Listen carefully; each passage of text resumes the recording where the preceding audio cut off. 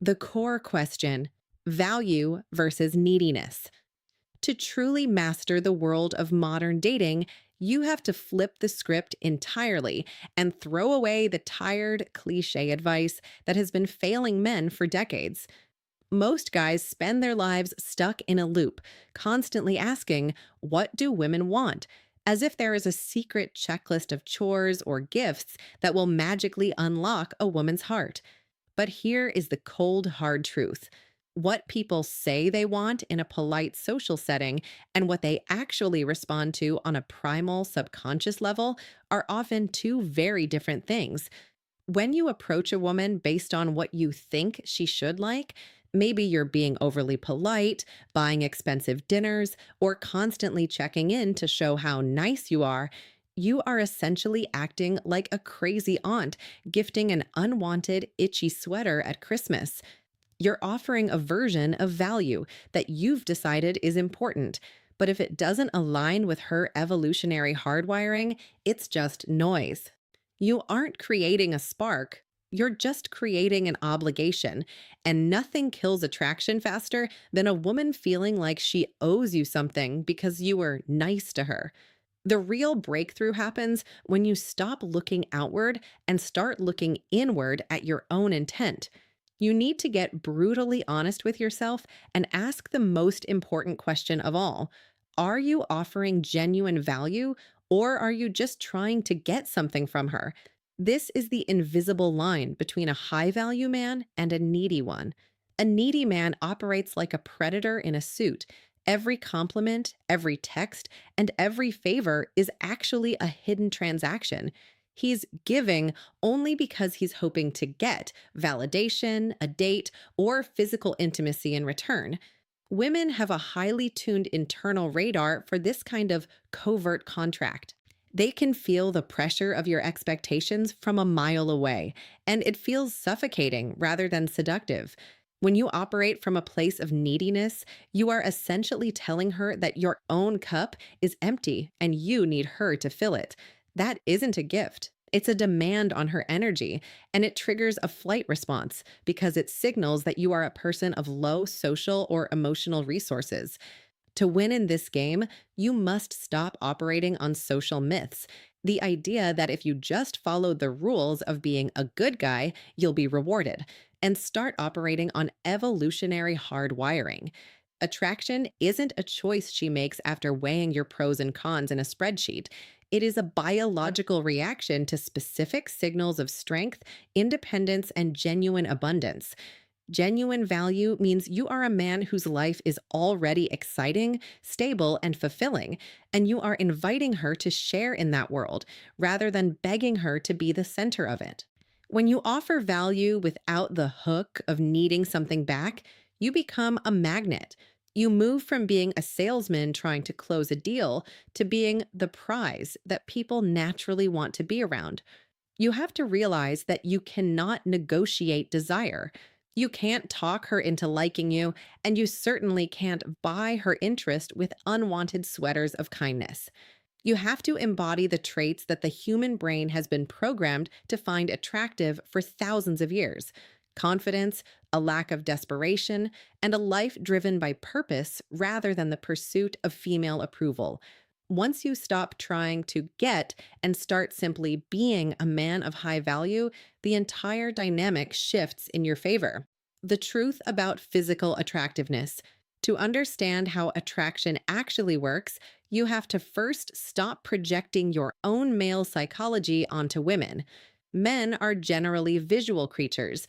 We see a woman and our brains instantly process markers of youth and fertility, leading to a yes or no decision in seconds. Because we work this way, we often assume women do the same, but the reality is far more nuanced and, frankly, much more in your favor. Think of physical attractiveness not as the goal, but as the entry fee to get into the stadium. While you don't need to be a supermodel to play, you do need to understand that a woman's evaluation is a high speed, complex calculation of what we call projected value. When a woman looks at you, she isn't just checking the symmetry of your face or the color of your eyes. She is performing a holistic scan of your entire presentation to see what kind of life you lead and what kind of man you are. She is looking at your fitness as a sign of discipline and health, your style as a sign of social awareness and status, and your body language as a barometer for your confidence and ease in the world. She is essentially trying to determine, is this a man who takes care of himself and commands respect from his environment? This scan happens almost entirely on a subconscious level, and one of the most powerful metrics she uses is something called pre-selection. This is a biological shortcut that has existed for thousands of years. If other women want you, or at least seem comfortable and engaged around you, you must have value. If you walk into a room and you look like a man who is liked by others, especially other women, her internal danger and low value filters drop significantly. She wonders what they know that she doesn't. This is why a man who is moderately attractive but carries himself with the ease of someone who is vetted by society will almost always beat out the gym obsessed loner who has no social proof. The best part about this reality is that, unlike your height or your genetics, almost every single one of these factors is within your direct control starting right now. You can go to the gym, you can learn how to dress for your body type, and you can master the art of standing tall and taking up space. You can choose to be the man who projects a life of abundance rather than a life of isolation. However, it is vital to remember that while this initial physical and social projection gets you through the door, it is just the opening scene of the movie. You can have the best projected value in the world, but if there is nothing behind the curtain, the attraction will evaporate the moment you open your mouth or face a challenge. Physicality creates the spark, but it doesn't keep the fire burning. A woman might be intrigued by your style or your fitness, but she is constantly looking for tells to see if your internal reality matches your external appearance. To turn that initial maybe or that first date spark into the kind of deep, lasting love and respect that keeps a relationship alive, you have to back up that entry fee with substance. You need a foundation that isn't just skin deep. This is where you move beyond the surface and begin to build the four pillars of internal value, which are the true engines of long-term attraction and the reason a woman chooses to stay rather than just stop by. High internal value.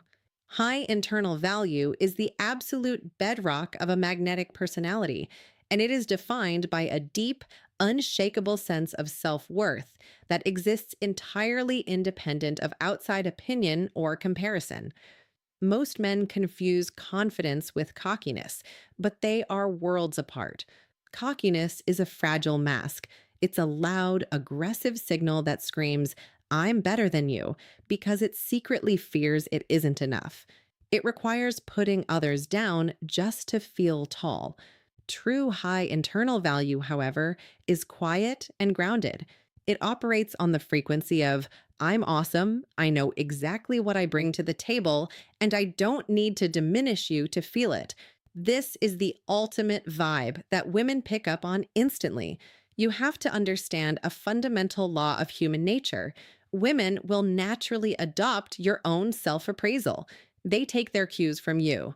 If you walk into a room acting like a man who was lucky to be there, she will treat you like a guest who doesn't belong. But if you carry yourself like the prize, the person who is the source of the fun and the value, she will instinctively treat you as such. You are the one who sets the price tag on your time and attention. If you set it low by being desperate, she'll see you as a bargain she doesn't want. If you set it high through your own self-respect, she'll see you as an investment worth making. To project this internal value immediately, you have to break the habit of seeking approval. This is the biggest value killer in dating. If you ever catch yourself mid-sentence or mid-action doing something specifically because you think it will make her like you more, whether that's agreeing with an opinion you actually hate or jumping through hoops to impress her, you must stop in your tracks. Seeking approval is a subtle way of saying, I am below you. Please accept me. Instead, you want to operate from a compliment frame. This is a powerful psychological tool where you treat every test, every bit of sass, or every minor insult she throws your way as a massive compliment or a sign that she's totally into you. If she gives you a hard time or tries to poke fun at your outfit, don't get defensive or try to explain yourself. Just give her a playful, knowing smile and say, "You're such a sweetheart. I love how much you're trying to get my attention. Thanks." By refusing to be rattled and reframing her attack as a crush, you demonstrate that your self worth is so high that nothing she says can actually dent it. You become unreactive. And in the world of attraction, the person who is the least reactive is the person with the most power. Another way to demonstrate this high internal value is to master the art of owning the silence. Most men are terrified of a lull in conversation, so they ramble, tell forced jokes, or rush to finish a story even if they've been interrupted.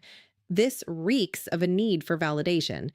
If you're telling a story and someone interrupts or the conversation shifts, just let it go. Don't fight for the floor. By staying silent and not chasing her attention, you communicate that your words are valuable and you don't need her to hear them to feel interesting. This leads directly into the 80/20s rule, which is your secret weapon for maintaining the high value position. Your goal is to get her talking 80% of the time while you only contribute 20%. Use open ended, engaging questions that force her to qualify herself to you, such as, "What's something awesome about you I wouldn't know just by looking?" This completely flips the script. Instead of you trying to prove why you're a great guy, she is now the one sharing her passions and trying to impress you. Remember, in any interaction, whoever is the one giving the approval is the one with the higher value. When you stop being the one auditioning for the role and start being the casting director, you aren't just playing a game. You are finally recognizing your own worth. The power of pre-selection. To understand the true mechanics of attraction, you have to realize that most people, both men and women, don't have the time or energy to vet every single person they meet from scratch. Instead, the human brain uses a massive mental shortcut called pre selection. This is essentially social proof in its most potent form. Think of it like a restaurant. If you see two places side by side, and one has a line out the door while the other is completely empty, you don't need to see the menu to know which one has the better food. You instinctively trust the judgment of the crowd. In the dating world, if other high value women want you, a woman's subconscious assumes that you have already passed the gauntlet of tests required to be a worthy partner. You've been vetted by her peers, which means you've already cleared the hurdles of safety, hygiene, social intelligence, and character. This is precisely why men wearing wedding rings often report getting more female attention than when they were single. The ring is a visible signal that at least one woman has deemed him valuable enough to commit her life to him. It removes the risk of the unknown and replaces it with a stamp of approval. But here is the secret. You don't actually need to be surrounded by a crowd of women to harness this power. You simply need to operate from the psychological state that pre-selection creates. This brings us to the golden question that can fundamentally rewire your entire personality in an instant. Whenever you feel yourself getting anxious, overthinking a reply, or feeling the urge to chase, ask yourself, if I had 8 other women on her level texting me right now, how would I act? Take a second to really visualize that reality. If your phone was buzzing with interest from multiple high quality people, you wouldn't be staring at your screen waiting for her one specific text to land. You wouldn't be stressing over whether your last joke was funny enough or if you used the right emoji. Instead, you would be naturally more relaxed. You would move slower, speak with more poise, and hold significantly higher standards for how you are treated. You wouldn't tolerate flakes or hot and cold behavior because your time would be far too valuable to waste on someone who isn't showing a high level of interest. This is the abundance mindset, and it is the absolute antidote to the scarcity mindset that ruins most men's chances. When you act from this place of abundance, you are projecting the vibe of a man who has options, even if you are currently single. It's important to understand that you should never, ever brag about other women or try to make her jealous on purpose. That's a low value move that smells like insecurity. You don't need to tell her about other women. She just needs to feel that you have them. She feels it in the way you don't rush to answer her every beck and call. She feels it in the way you aren't intimidated by her beauty. She feels it in your willingness to walk away if she isn't treating you with respect. By living as if you are already pre selected, you trigger her natural curiosity and competitive drive. She begins to wonder why you are so calm and why you aren't desperate for her validation like every other guy in her inbox. This mystery creates a vacuum that she will feel compelled to fill. When you stop acting like a man who is starving for a meal and start acting like a man who is choosing between several great options, you become infinitely more attractive because you are finally operating in alignment with evolutionary truth. The challenge. One of the biggest mistakes men make is thinking that being easy and available is the path to a woman's heart. They believe that by being constant, predictable, and always ready to serve, they are showing how much they care. But in reality, you are just removing the excitement from the equation. To be a high value man, you must understand that being a challenge is not about being a jerk or playing cruel mind games. It is about having enough self respect to make her earn your time, attention, and energy. Human beings, by nature, do not value things that are handed to them for free. We value what we have to work for. If you are always standing in her lap, metaphorically speaking, by texting her back instantly every time, agreeing with everything she says, and being available every single night of the week, you leave her with nothing to pursue. Women, like all people, love the thrill of the chase, but they can't chase something that is already stuck to them like glue. By becoming a challenge, you are essentially giving her the opportunity to feel the reward of winning you over. The first way to master this is through a technique called the push pull. Most men only know how to pull. They give nothing but compliments and validation, which eventually becomes boring and predictable. To keep her engaged and off balance in a fun, flirty way, you have to mix that warmth with a bit of playful friction. For example, instead of just telling her she's great, you combine it with a tease. "You're so awesome. It's such a shame we don't get along at all." This creates a push, the tease, and a pull, the compliment, at the same time. It signals that while you find her attractive, you aren't intimidated by her, and you aren't sold on her just yet. This keeps her mind spinning in a healthy way, wondering where she truly stands with you. It transforms the interaction from a boring interview into a high energy game where she feels she has to keep up with your wit to keep your interest. Another vital rule for being a challenge is to stop offering unearned favors. In the early stages of dating, many men try to buy affection by acting like a personal assistant or a handyman. They think that by fixing her car, helping her move, or doing her errands, they are proving their worth. But if you do these things before a deep bond of mutual respect is formed, you are signaling that your time has zero value. You become the utility guy rather than the romantic interest. If she asks for a small favor, don't just jump to do it. Ensure she treats your time with respect. Make sure she says please or playfully ask for something in return, like her favorite dessert or a coffee. This reinforces the idea that your help is a gift, not an obligation, and it sets a standard that you are a man who expects a balanced, two-way street in any relationship. Finally, you must master the art of the post-date mystery. After a fantastic date, the average guy's instinct is to immediately lock down the next one to secure his spot. He floods her phone with texts, essentially saying, I'm still here. Please don't forget me. This is a massive attraction killer because it eliminates any chance for her to process her feelings.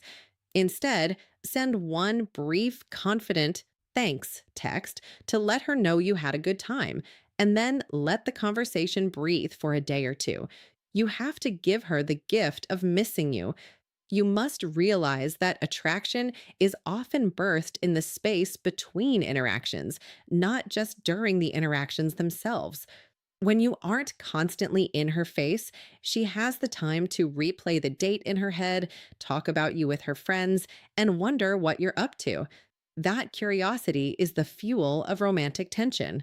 By stepping back and letting that tension build, you prove that you have a life of your own and that you are a prize worth waiting for.